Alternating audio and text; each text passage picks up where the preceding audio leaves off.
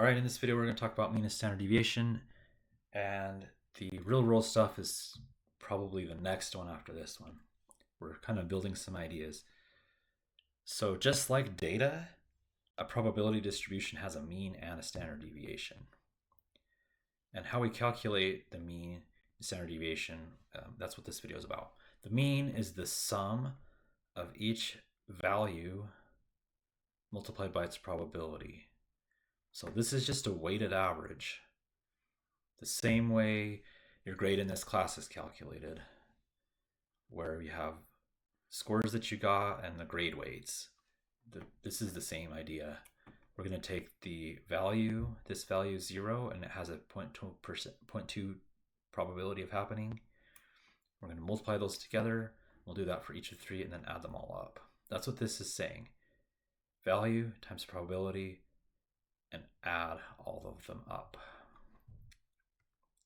So let's go ahead and do that. So 0 times 0.2 is 0, 1 times 0.3 is 0.3, 2 times 0.5 is 1, and the mean of this probability distribution is just adding those up, and it's 1.3. What does the mean mean? It means if you do this random process a lot of times and take the average of many trials, you should get an average of 1.3.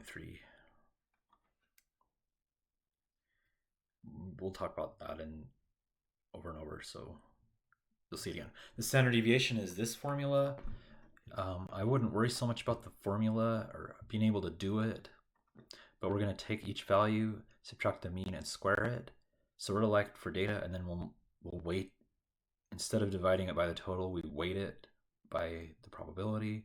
So this is a weighted average of the squared differences, square rooted after the fact. So the calculation's a little bit of work, so we'll break it into steps. Doing the innermost parenthesis first, just taking the value x and minus the mean. That was the mean we calculated before. So 0 minus the mean, 1 minus the 1.3, 2 minus 1.3. And then the next step is we would square all those. And the next step is we would multiply each of these by the probability. And the next step is we would add them all up. And then the next step is we would square root the sum. So let's put those into the same step. We add them all up and then square root the result. So this is the standard deviation of this probability distribution. And what does it mean? It means if you did this random process a lot of times and you calculated the standard deviation of the data that you collected, it would be about 0.78. There's not a lot of variation here or spread of these numbers. You're going to get 1.3 plus or minus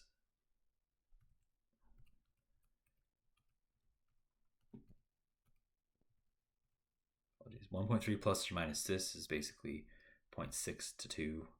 So most of the time it'll be in there. So this is just the spread of repeating this process, this random process a lot. This is probably the most useful part for you.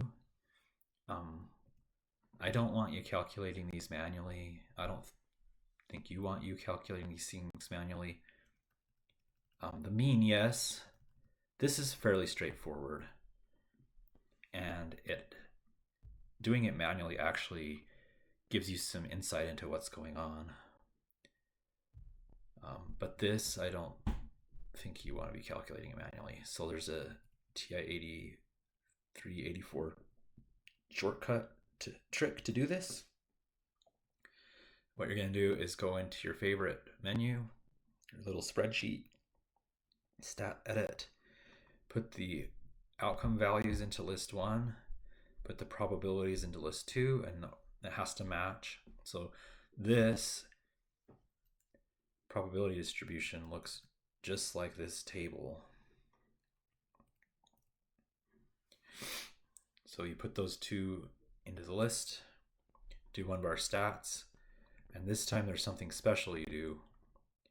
in the list we put the values, and in the frequency list we put the probabilities. And what this actually does is it multiplies this by this, this by this, this by this, and it does summary stats on the multiplication, which is basically a trick to make it do this, these two formulas. It's really neat. So values, probabilities, you specify the probabilities in the frequency list and hit calculate. On an 83, you won't get this menu, but it's the same thing. You do one var stats and you put two lists separated by a comma. And the output looks like this. And the X bar is the mean. And now we've done the mean of this probability distribution, which is 1.3. That's what we calculated manually. And the sigma is the standard deviation of the probability distribution. And that is the same value we calculated manually. So this is a clever little shortcut to doing all the math. Okay, so in the next video, we'll talk about real world stuff.